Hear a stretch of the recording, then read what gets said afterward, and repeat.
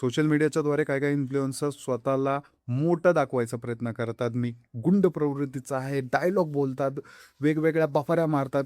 खिशात खायला ₹1 नसतो, घरात डाळ शिजलेली नसती, तरी देखील वेगळं काहीतरी ह्यांना बोलायचं असतं.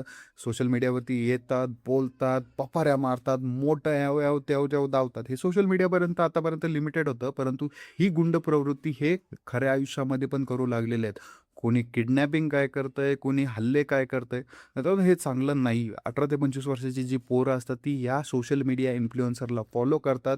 काहीतरी डायलॉग आवडलेला असतो, काहीतरी व्हिडिओ आवडलेला असतो ह्यांचा, त्यामुळे हे लोकं ह्यांना फॉलो करतात आणि ते फॉलो केल्यावरती त्यांच्याबद्दल पॉझिटिव्ह इमेज ह्या लहान मुलांच्या मनामध्ये तशीच राहते. त्यांच्यासारखा राहायचा प्रयत्न करतात आणि यामध्येच मित्रांनो, जर यांनी अशा प्रकारचा इन्फ्लुअन्स समाजामध्ये टाकला, गुंड प्रवृत्तीला प्रमोट केलं, तर त्या पिढीवरती पण असे परिणाम होऊ शकतात.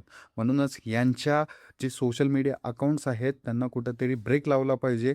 महत्त्वाची बाब म्हणजे ह्यांना समज दिला पाहिजे, की अशा गोष्टी तुम्ही करू नका. जे की पोलिस करतातच.